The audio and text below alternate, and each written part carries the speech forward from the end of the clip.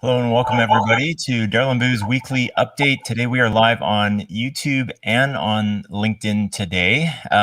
Before we get into things though, I just noticed, Daryl, that we lost, I don't know when this was, I think in the past week, we lost one subscriber on YouTube. So whoever you are, we are very sorry for how we have offended you, causing you to do that. And if you do come back, we will welcome you with open arms. You have an opportunity right now to click subscribe again.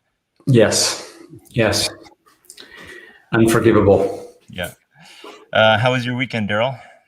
The weekend was great. Obviously, long weekend here, and on Saturday it was beautiful and sunny here. I think I mentioned a couple of weeks ago on that wife and I just recently took possession of some e-scooters.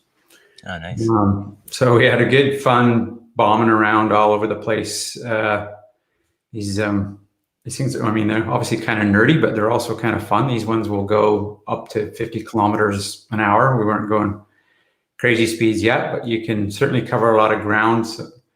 And so yeah, Saturday we went down and visited with my wife's brother and sister-in-law and our nieces and nephews downtown, and then just kind of took a lot of bike lanes all over the city and made our way back late in the day and made a few stops at patios. So it was a fun day. Cool.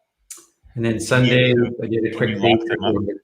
Sorry, what was that? Can you lock them up when you go into a restaurant then, or onto the patio? Yeah, so a couple of things. They actually fold up quite easily. I mean, they're 50 pounds, so not super light, but not so heavy that you can't move them around. And none of the places, we like to go to a lot of the local breweries with patios. So you're not allowed to bring them into, the patio itself. But in some cases, we just got some foldable locks that are really light and locked them up to a fence. Or in one case, really interesting place, one of the places that we like to go to, under normal circumstances, called Kiefer. It's a little sort of pub, I guess you'd say, down in just around Chinatown. So these guys were showed a lot of ingenuity. There was a space in between where they were and the restaurant next to them that was just an empty lot, overgrown grass, and didn't look very nice. But two sort of brick buildings on either side of it. So what they did was they took that space, leased it out, just really kind of redid it all together. They laid down brick on the bottom. I guess they had people come in and do kind of mural artwork on both sides of the walls, and then they put covers over top of where the two buildings are, so clear covers, almost like you're indoors, but effectively you are outdoors. And they brought in one of the local restaurants to do wood fire pizzas, and just turned this space into a really cool extension of a very popular spot. So in that case, we just folded up our bikes and brought them in, and it was easy. But yeah, it was a fun day. It was. Cool. We're looking forward to doing more of that in the summer and doing more exploring, maybe venturing out even farther. How about yourself? How was your weekend? Yeah, it was good. Definitely enjoyed the weather. Got out for a couple rides. Maybe we'll get into it in the news, but couldn't go to North Van because there was a bear attack. But otherwise, just stuck to our regular Thornhill and Burke Mountain. And then what people can't see around me here, they see kind of the usual setup here. Everything else around me, I always tell people that it's a complete mess where you can't see on camera. There's basically, 70 degrees of clean coming out of the camera, and then everything else is a total mess. It's all being kind of evacuated at this point. There's a fireplace here with a shelf on top of it. That's kind of everything that was on there is pulled down. I'm gonna paint that. Probably gonna paint actually everything in here. But yeah, among the home projects that my wife comes up with before I'm done one, she comes up with a new one for me, and she's put the target on the office at this point. So yeah, look for some changes to come. Hopefully, get it set up to the point where I can actually change the scenery a little bit and mix things up. But that was my Sunday afternoon and part of yesterday, and now I'm trying to finish the other project so I can get into this one a little bit more, but kind of halfway started this one. So yeah. You can tell you're going to paint it green screen green. Yeah, I should actually. Yeah, I have a couple ideas for it, but yeah, green screen to go with the. I didn't bring it up in the news the other day, but somebody was mentioning on a call last week the Green Screen beer, a Vancouver brewery, has created a beer called, I think it's called Green Screen IPA, and the can is entirely green, so you can hold it up and it's invisible on. Oh, that's fantastic. Okay, for a future show, I'll make sure I grab us one of those each, and we can enjoy one. Yeah. Nice. Cool. So today we've got on Jill, and we'll just bring her on right now. Yeah. Hey, Jill, how you doing? Lovely. How about you guys? Very good. How was your weekend? It was fine. Nothing too eventful. Well, I had to help my mom buy a car, and that was but got her covered. My parents are snowbirds, and so they live most of the year in Arizona and then come up to Oregon for the summer. And my mom comes up before my dad because she doesn't like the 100 degrees, and my dad loves the 100 degrees. So she got up here a week ago, and her car was dead, all gone, no more cars. So we had to. It was a long week of car hunting and such, and then got to watch my daughter play some basketball, and she had a good night, and so that was great. Speaking of basketball, I know you're not right in Portland, right? You're outside of Portland, is that right? Yeah, suburb, about a half an hour. The Trailblazers are in the playoffs, and I think won their first game, if I'm not mistaken. Yes, and there was a game last night, and I didn't catch it. At one point, they were behind, but I did not catch the end results. That must be exciting in Portland because I know there's not a lot of there's a soccer team, but no football or NHL or anything like that. So I'm assuming the city is pretty hyped up. Oops, there we go. Yeah, it was a loss. Okay, so they're 1-1 though. Yep. Yeah, no, we do have hockey. It's not NHL. It's the farm league. So the young kids and I think that's funner than professional most of the time because anyway. Yeah, Winterhawks. They're incredibly successful junior franchise. Mm-hmm. I have some old friends that were actually on the Winterhawks way long time ago. So, yeah, I played with some guys that played in Portland too. Very cool. Yeah. So Jill, you've been pretty busy with Volterra stuff. We've onboarded more folks onto the Volterra team. Maybe you can give us a quick update on the world of Volterra. So for everybody that was out there and met me before, when you were doing your intro, I saw myself sitting there in a kind of a orange or pink sweater, and now I got a gray, and I'm like, oh, maybe I need to get off the sweater train. But previously, I was part of F5's cloud services team, which was the SaaS offering that F5 was building and had some great products. But in January, we bought a company called Volterra, and Volterra is a SaaS platform. So difference between cloud services and Volterra is cloud services, SaaS offerings, they were services independent of each other. So we had our WAF, Essential App Protect, we had DNS Load Balancer, we had a couple of other things, but we hadn't built them cohesively. And Volterra did that. And most people probably haven't heard of Volterra because they were just coming out of stealth mode.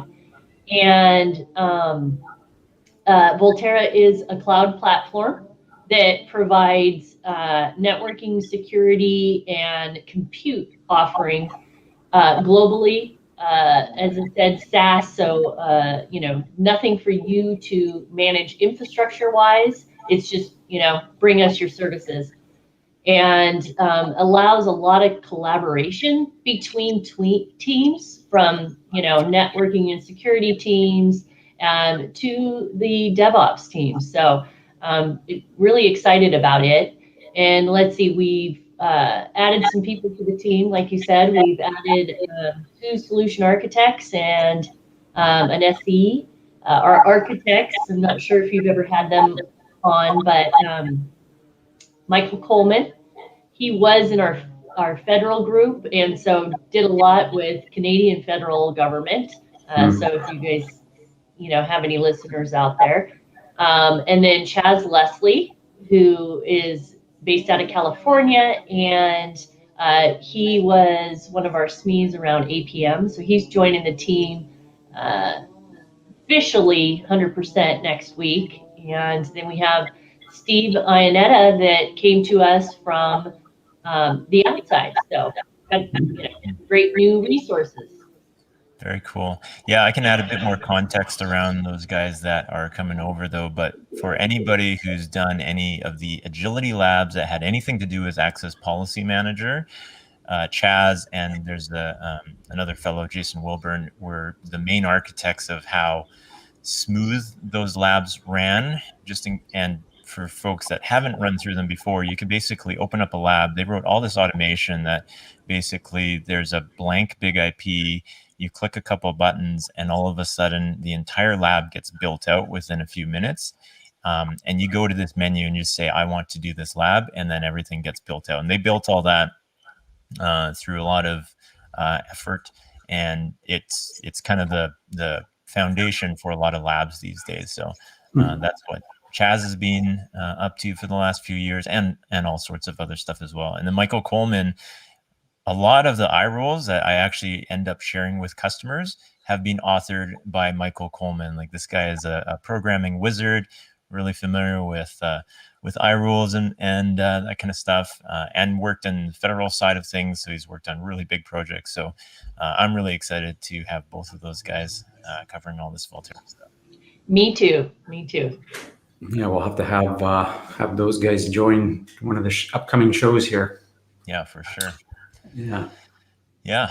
So I wanted to maybe talk about a couple of the use cases for Volterra, but one of the use cases that seems to be popular right now, if you're having those conversations, Jill, is for acquisitions. So somebody comes on board, or they've made a quick acquisition. We're seeing that now, kind of with with the pandemic, maybe company values kind of sway one way or the other. One company is able to gobble up another company, and all of a sudden they have to figure out, and I've been on both sides of this at this point at other companies, but IP addresses don't always match up, because a lot of people, when they architect their network, they just say, hey, I just want 10 dot whatever, and that's my network at this point.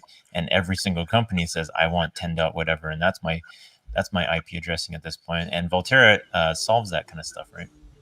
Yeah, IP overlap is definitely something we have a lot of conversation on. And it's not just about acquisition time either. It's in internal. I had a customer a couple years ago that had a team go out to AWS and build something out, and then said, "Hey, okay, now you guys go manage it." And the team that went out there, not knowing anything about IP addressing, just click, click, click, give me an IP address, and didn't ask. And so many people, they've got an IP address schema that's listed on an Excel spreadsheet somewhere, even. And so they were like, okay, we can't manage this and bring it into the fold the right way because it's got the same IP addresses that we have internally, and in other spaces. So, that happens a lot as well out there. And, how do people handle that today? It's usually cumbersome. I mean, so F5's been on an acquisition tear lately. And I was asking somebody, how do we start connecting these disparate companies? We send them a rack. There's a stack of stuff. Boom. Okay, now here's how we connect. So people are using IPsec VPN connections. So it's just network to network connectivity, and or they're how do I access a resource? So Boo, you need to get to a Git repository in the new company. How do you get that? If it's just like a handful of people that need access to a resource, well, then they're typically doing it through like SSL VPNs. And with that scenario, then Boo, you might have to have multiple VPN clients on your computer, and so you're logging into one for traditional F5, and then you log into another for new acquisition, and becomes nightmares. And so we don't focus on the IP with Volterra. We focus on the DNS and have a transit gateway that makes it so that issue disappears. Yeah. And nice. Easy to get up and get going. I think so that's kind of that use case that you mentioned early on too, like shadow IT, like people go out and they just build stuff because you can build anything now with a credit card, and eventually the price kind of creeps up as the solution gets bigger and people say, okay, now we got to hand this back to central IT, and it's their problem. But that could be the case for the IP address overlapping. People don't take into account security, and so they build out this thing, they didn't build security inside of it, so they need to layer some sort of security on top of it, or maybe authentication on top of it, and access on top of it. So I think I see a lot of use cases for Volterra to just kind of come in and say, we'll just insert whatever you built in shadow IT over here as you want to bring it back in and plug into the mothership, and then you guys go back to just operating the app at that point. Very cool. Yeah, well, and as I was mentioning in the beginning, bringing the whole team together because of the collaborative nature and the abstraction that we have with, Volt Console is our management platform. And then, we have Volt Mesh, which is our networking and security components, and Volt Stack, which is our managed Kubernetes environment. But with that and our ability to abstract, that's how you can bring all the people together. Mm-hmm. And then they don't have to necessarily try to figure out what they've got to do on their own, and because it can be a seamless deployment, so that the app team doesn't have to become shadow to get what they need done. I know a lot of times, and I'm guilty of this, not developing, but same type of thing. You've got to get something done right away, and you look at what the process is to get it done, and you're like, okay, what can I get rid of to get farther down? And people just do that because they've got timelines and they just need to get things done. And I know I do it. I'll jump over something in a process because I know that I've got to ask too many. It's going to take me too long to get to here, and this is what I want. So we all do it. It's I think that's a lot of human nature of, once you know where you need to go, if there's process in the middle, you just jump over it. So absolutely. Yeah. We'll be having some customer conversations around Volterra now coming up, I think, over the next month or so. Boo and I sort of made a conscious decision. As you said, the acquisition happened in January. One of the things were kind of just being ironed out, and the solution, as I understand it, just is going to continue to evolve over time. So it's not like it's a static solution where it's ready and that's where it is. It's a platform that evolves. But I think now we know enough about it relative to our various different customers' environments that we're, looking forward to chatting to some customers, getting their feedback, giving a little info on where F5 is going. So that should be good. Looking forward to a lot of stuff on the roadmap. And the CEO Anchor, from the calls I've been on and watched him, he's very receptive to feedback, kind of takes it in and figures out, okay, is that viable or feasible, or is that going to actually yield a return for us? So good opportunity for these conversations to influence what we're going to see in the product in the next year or two. Yeah. Well, and much like cloud services, it is modern development. So sometimes it's subtle features all of a sudden will be there. Sometimes it's, big changes. Something new gets pushed, but it's continuous development. So if you come up with a good idea, or something, and it's something that, we can say, ooh, we can see a close future in that, boom, it can happen. Yeah, that piece is very exciting to me. I just see the way that just listening to customers' feedback and kind of where they're going. The whole idea of working with a partner like F5, and I'm sure there are lots of other ones that can kind of evolve as their customers' environments and needs change, are really the way the industry is going to go. With the feedback we hear from customers who have moved to cloud, and maybe some of it is AWS, some of it is Azure and GCP, each of those are great and offer their own advantages, but they all have different nuances and different ways of doing things that you have to, as a customer, adapt to. They don't adapt to you. So I kind of look at this Volterra, not that it's something you can kind of change literally on the fly, but it's more of a platform to help deliver these services more easily as customers require them, and doesn't really matter what cloud or on-prem location you're actually located in. So I'm pretty excited. Yeah, that'd be cool.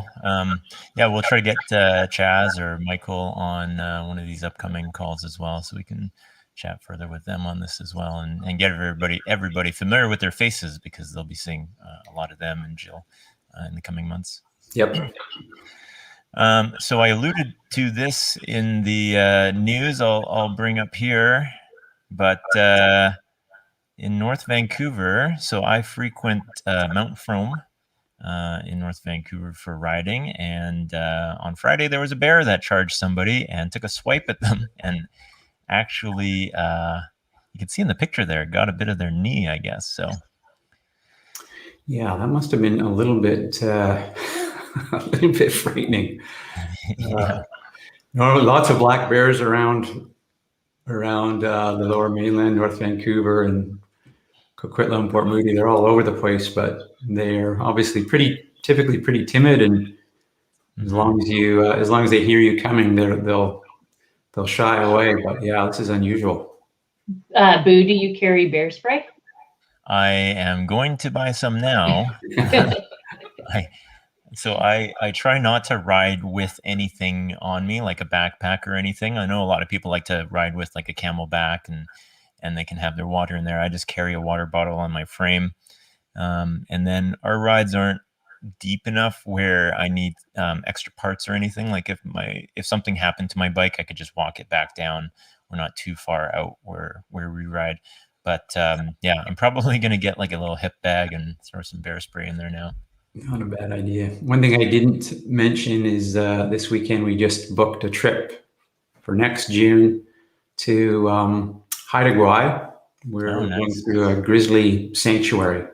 Oh, nice. I think it is the only one. What's the only one in BC, but perhaps the only one in Canada, maybe. I'd have to validate that. But it looks very cool place. You're kind of on a floating barge, so to speak, and we're up there for 3 days and 3 nights, and we're on the water for 3 days, and they're kind of going up and down the coast and getting you as close to as they can to grizzly bears in their natural habitat, as well as all sorts of other wildlife. So yeah, I've never been up to that area. It's kind of been a bucket list thing for my wife and I. So it's going to be cool. Wow. That sounds fun. Yeah.